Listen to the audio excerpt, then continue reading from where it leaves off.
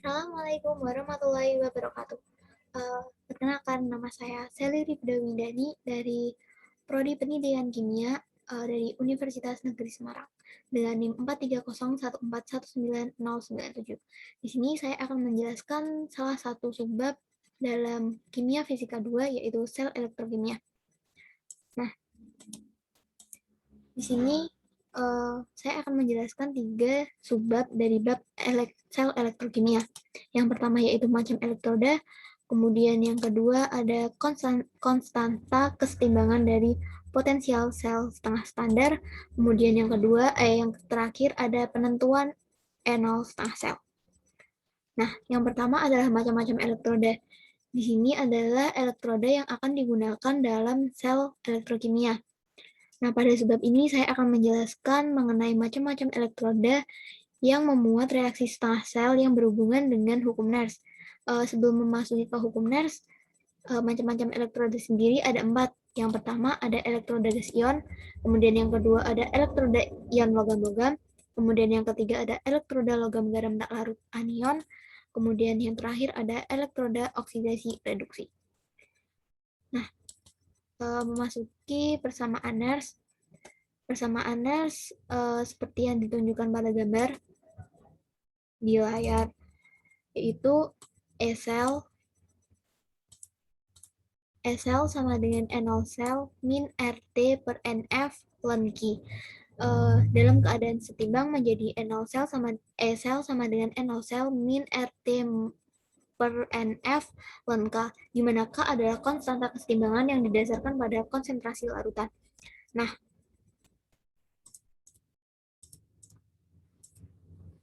nilai-nilainya yaitu yang pertama ada R yaitu 8,341 Joule mol, kemudian yang kedua ada T pada suhu kamar yaitu 298 Kelvin, kemudian F adalah Faraday dengan nilai 96,848 dan yang terakhir ada N yaitu mol elektron yang diserah terimakan.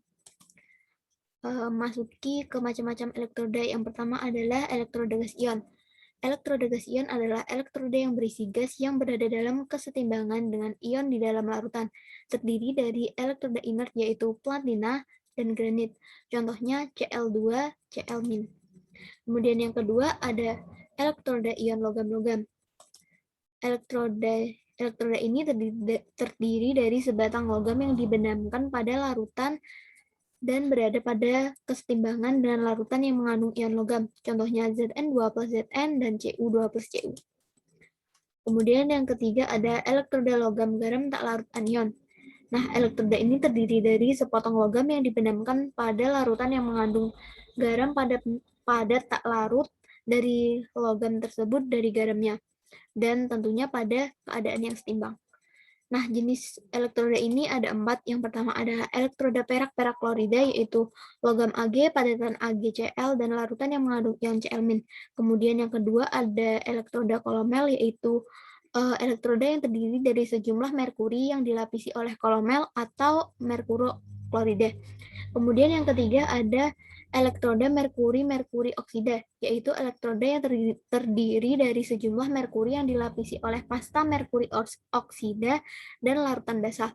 Kemudian yang terakhir ada elektroda merkuri merkurosulfat. Elektroda ini terdiri dari sejumlah merkuri yang dilapisi oleh pasta merkurosulfat dan larutan yang mengandung sulfat. Kemudian yang terakhir ada elektroda oksidasi reduksi. Nah, elektroda ini memiliki pengumpulan logam inert seperti platina dan grafit yang dibenamkan dalam larutan mengandung 2 spesies yang larut dalam keadaan oksidasi yang berbeda. Dapat dilihat pada gambar. Di sini menggunakan Ferri dan Ferro.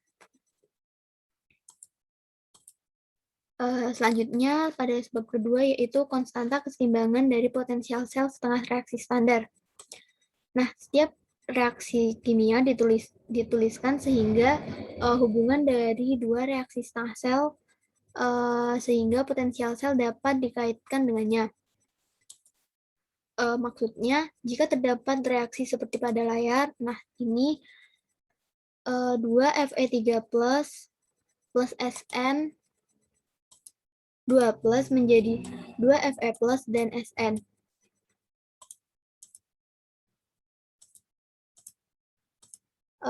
itu didapatkan dari dua reaksi setengah sel seperti pada di gambar, yaitu Fe3+ plus elektron menjadi Fe2+ dengan energi potensial sel seperti di layar, dan Sn4+ plus 2 elektron menjadi Sn2+ dengan energi potensial yang berada di layar.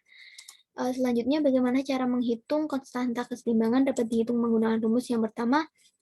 Kita harus mengetahui SL yang dapat ditentukan oleh hubungan delta G sama dengan min NF SL.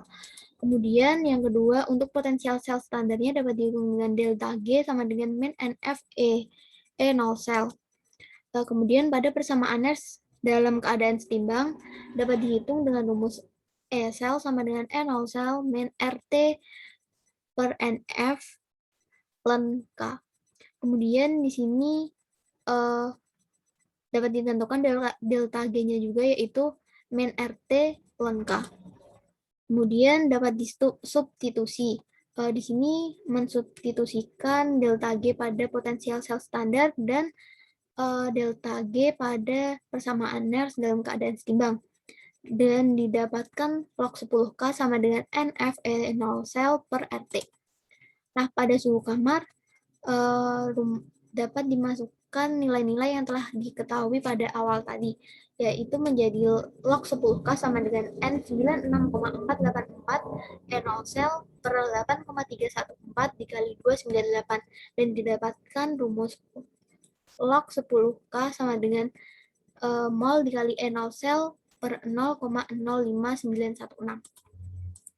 Selanjutnya, bagaimana langkah-langkah untuk menghitung konstanta keseimbangan reaksi sel? Yang pertama, pecahkan reaksi kimia menjadi dua reaksi sel. Seperti tadi, Fe dan Sn dipecahkan menjadi dua reaksi setengah sel. Kemudian, setimbangkan reaksi setengah sel dengan jumlah yang sama, seperti Fe di kiri berjumlah 1 dan Fe di kanan berjumlah 1. Intinya, kanan kiri, semua unsur di kanan kiri harus sama, termasuk elektronnya. Kemudian yang ketiga, kurangkan reaksi sel yang pertama dengan sel yang kedua sekaligus mengurangkan potensial sel standarnya. Dan yang terakhir, menggunakan persamaan yang telah kita ketahui tadi untuk menghitung konstantanya. Bagaimana kita mengetahui potensial setengah reaksi standarnya dapat dilihat pada tabel berikut. Kemudian yang terakhir ada penentuan E0 setengah sel.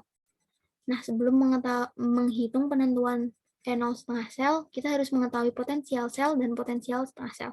Nah, potensial sel sendiri adalah bentuk potensial saat unsur tersebut mengalami reduksi.